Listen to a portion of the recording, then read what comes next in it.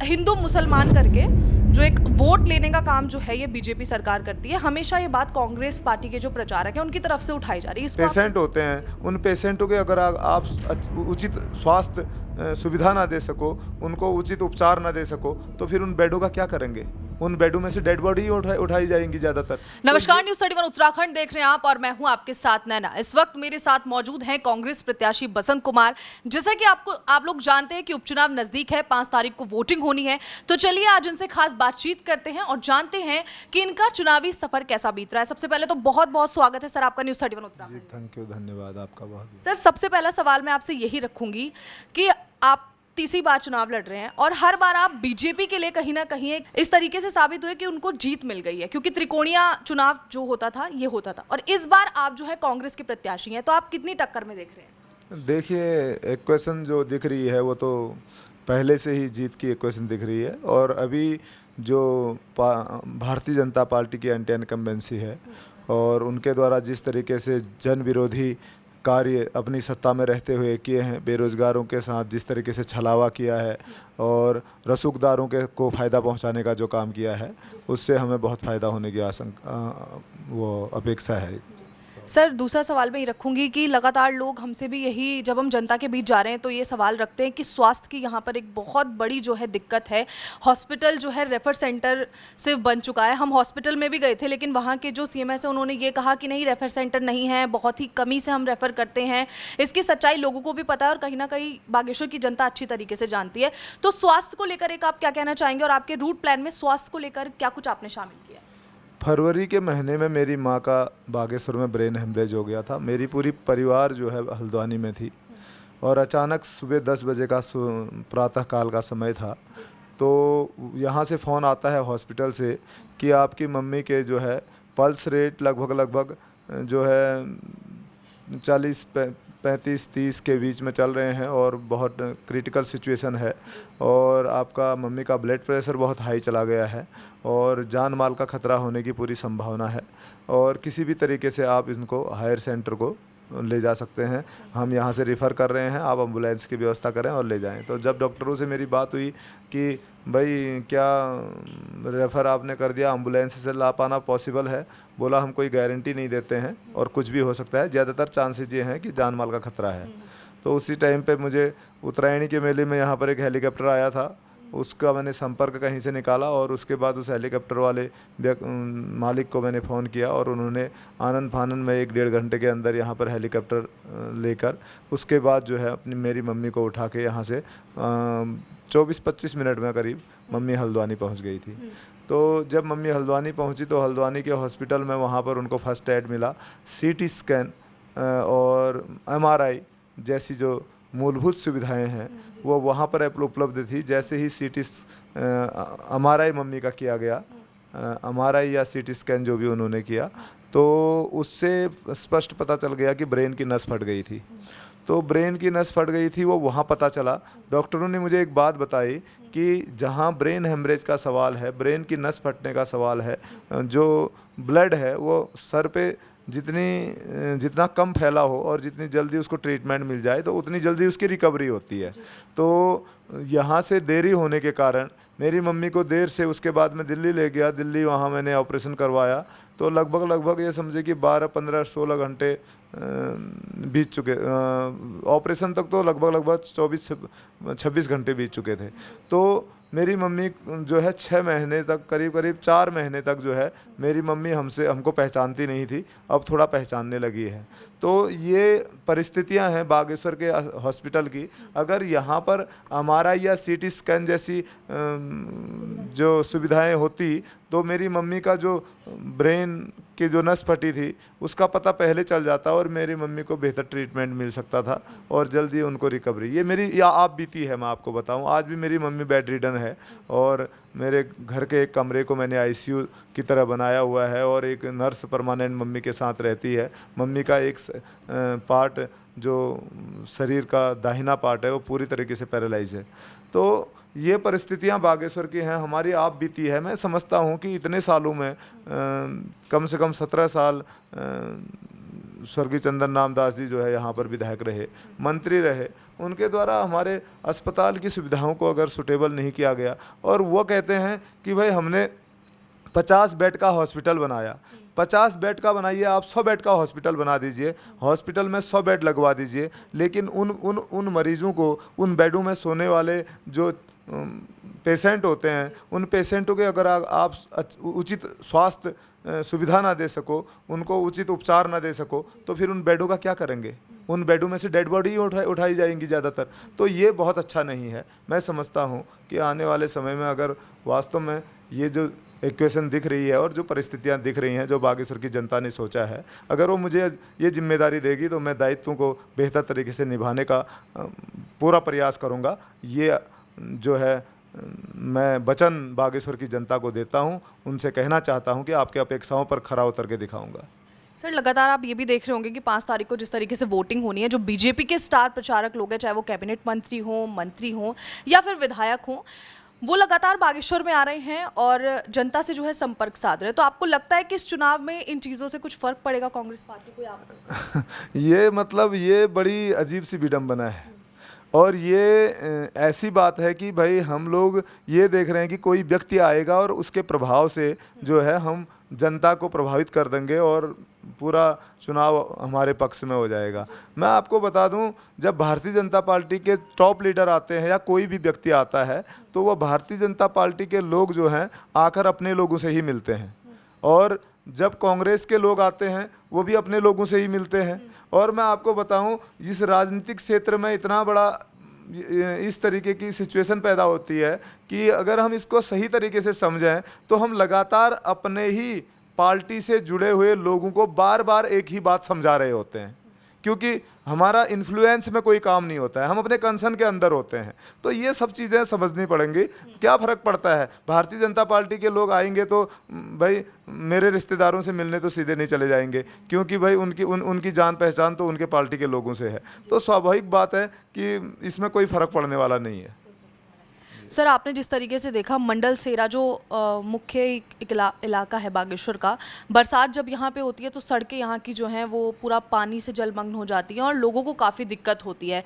तो अगर आप जीत जाते हैं या फिर कांग्रेस पार्टी यहाँ पर अपने झंडे गाड़ देती है, तो वो इन चीज़ों को किस तरीके से लेकर चलेगी? देखिए, यहाँ पर दुमगाड़ गधेरा है, कुंती गधेरा है। मैं आपको एक बहुत बड़ी बात बताना चाहता हूँ कि अक्सर भारतीय जनता पार्टी वाले जनता को ये भी बरगला रहे होंगे कि सत्ता में तो हम हैं, ये तो विपक्ष में जाएंगे।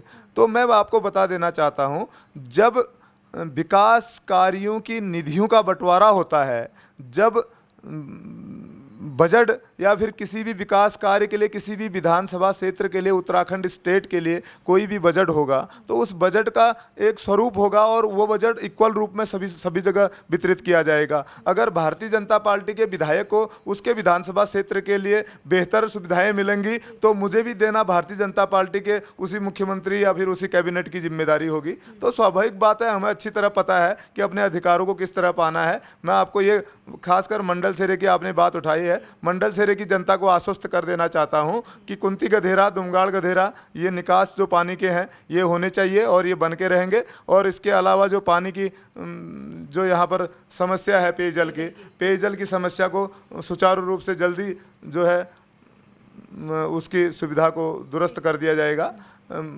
बशर्ते कि हो सकता है 6 महीने साल भर, ये तो जनता भी समझती है और समाधान होगा बहुत जल्दी, ये मैं विश्वास दिलाना चाहता हूँ। सर, आज आपने एक प्रेस कॉन्फ्रेंस की थी जिसमें आपने कहा कि जो प्रशासन है वो निष्पक्षता से जो चुनाव कराने के मूड में या तो नज़र नहीं आ रहा है या फिर नहीं करा पा रहा है। बहुत सी बातें आज आपने रखी, उसके बारे में आज आप क्या कुछ कहना चाहेंगे? देखिए, ये चीज़ तो देखने को हमेशा मिलती है कि भाई जब कहीं उपचुनाव होता है तो सत्ता पक्ष जो है अपनी थोड़ी सी ताकत उस प्रशासनिक रूप से भी दिखाता है।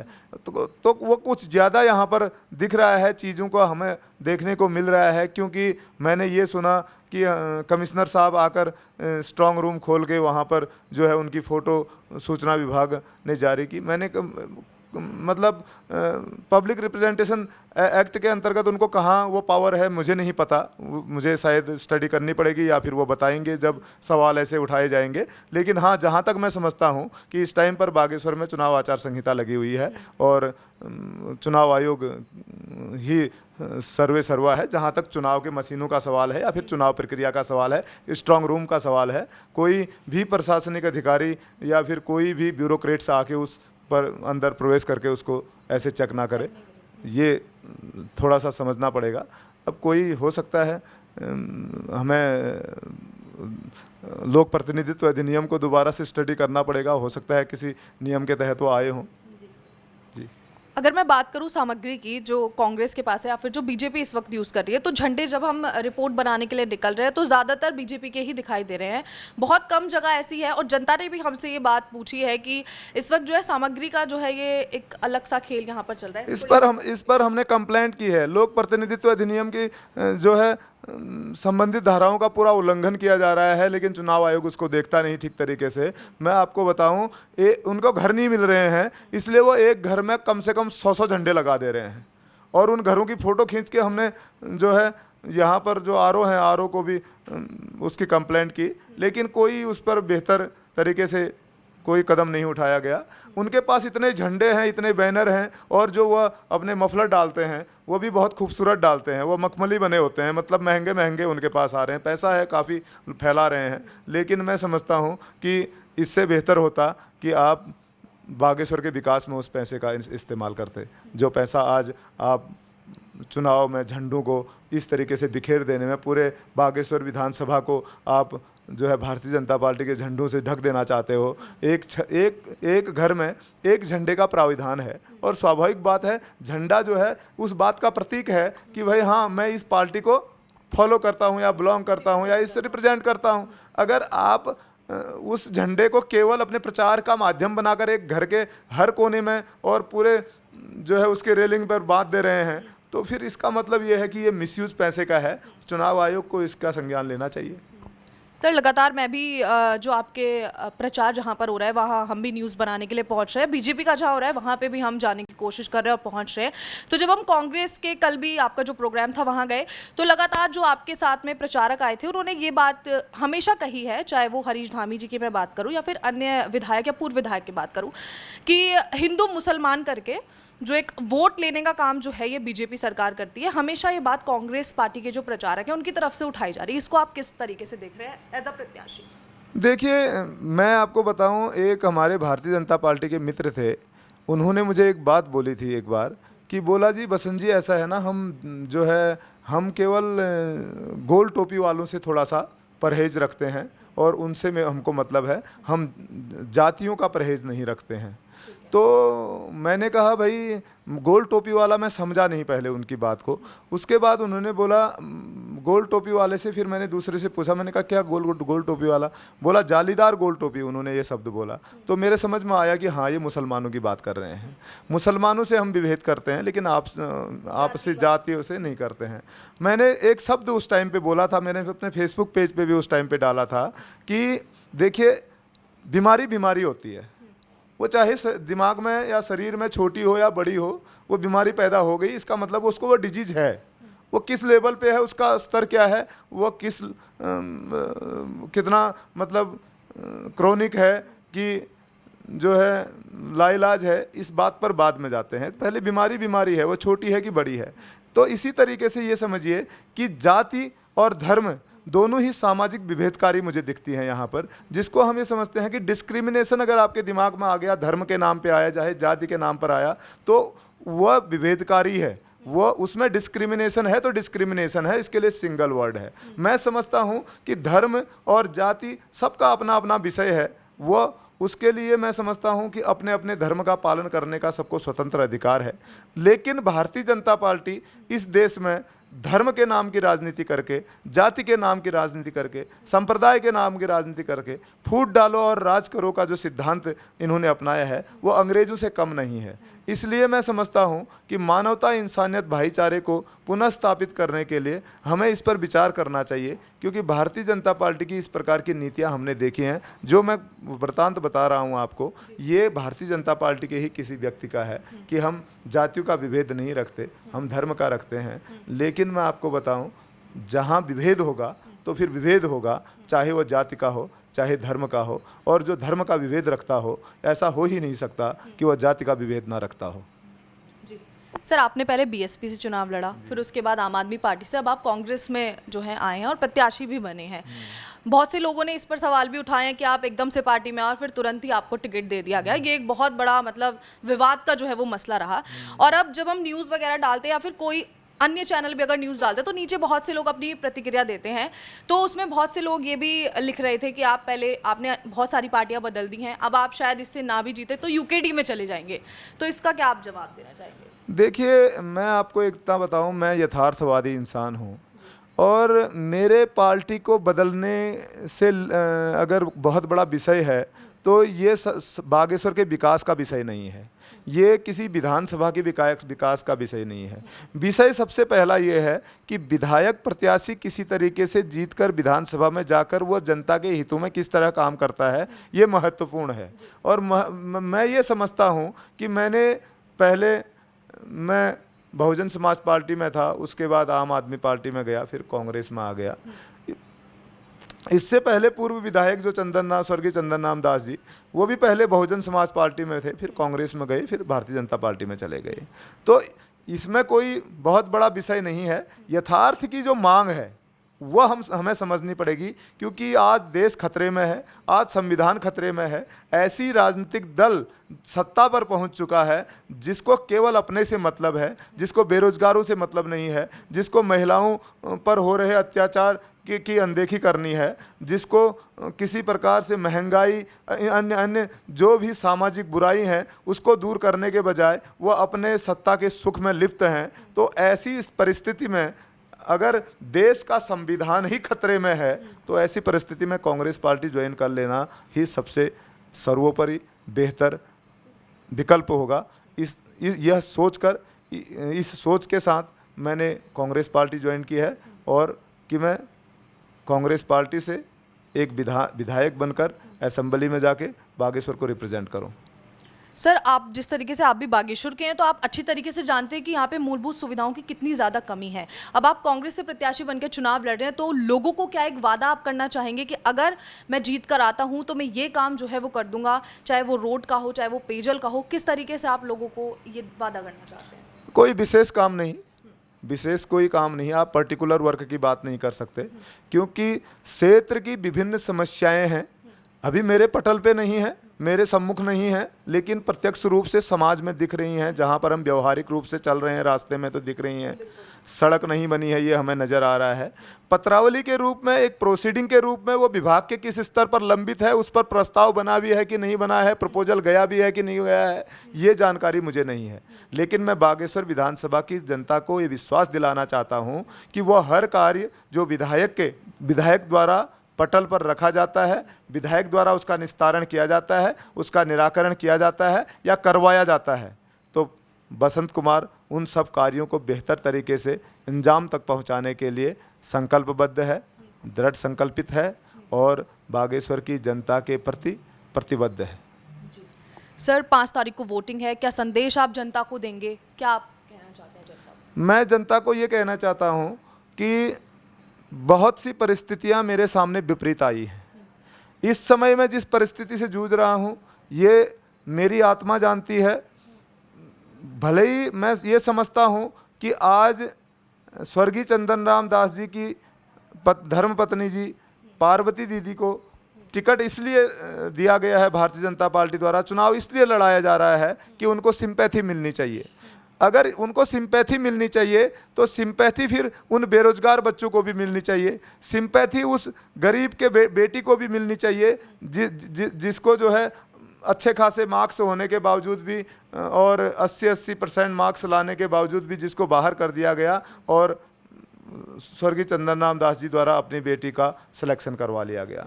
तो सिंपैथी उन लोगों को भी मिलनी चाहिए जो बेरोजगार लड़के आज रोड पर जो है भटक रहे हैं और मिस्टर पवार उनके लड़ाई के लिए जेल जा रहे हैं, उनको भी सिंपैथी मिलनी चाहिए। सिंपैथी हर व्यक्ति को मिलनी चाहिए।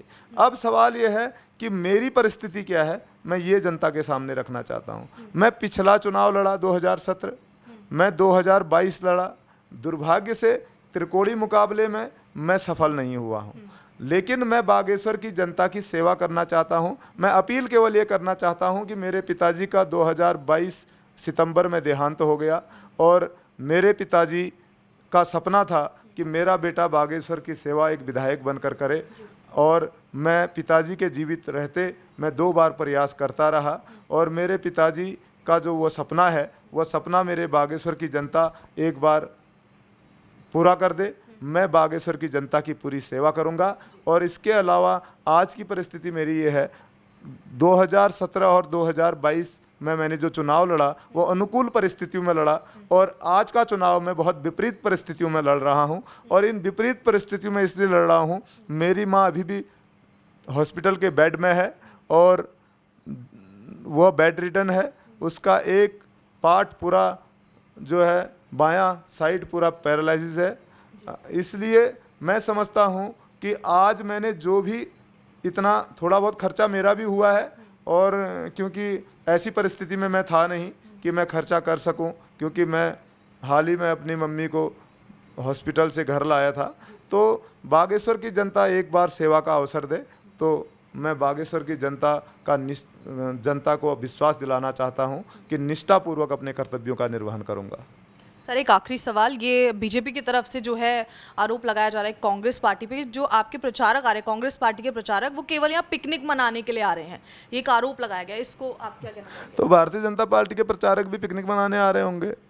मैं समझता हूं कि उनके लिए तो पिकनिक ही है, क्योंकि हम तो अपने जेब के पैसों से पिकनिक मना रहे हैं, वो तो जनता के पैसों से पिकनिक मना रहे हैं। क्योंकि अभी तो जनता के रसूखदार पोस्टों पर वही बैठे हुए हैं। जनता के गाड़ी कमाई जो हम टैक्स देते हैं, उस टैक्स से जो पैसा इकट्ठा होता है उसकी बंदरबाट करने वाले तो वही हैं। और वह आज यहाँ सभी जो व्यापारी वर्ग है या अन्य प्रकार के जो खनन से जुड़े हुए हैं, दूसरे उनसे जुड़े हुए हैं, उनसे डोनेशन लेने का या फिर अन्य प्रकार से पैसा लेने का काम भी वही करते हैं। तो उनकी पिकनिक है तो हमारी पिकनिक है, तो फिर उनकी भी पिकनिक है। बहुत बहुत शुक्रिया सर जी। तो इस वक्त मेरे साथ मौजूद थे कांग्रेस प्रत्याशी बसंत कुमार। हमने क्या कुछ खास बातचीत की है आपने अच्छी तरह से सुना, और 5 तारीख को वोटिंग होनी है, ये आप अच्छी तरीके से जानते हैं। मैं उपचुनाव से रिलेटेड हर एक अपडेट आपको देती रहूंगी। आप देखते रहना न्यूज़ 31 उत्तराखंड। नमस्कार।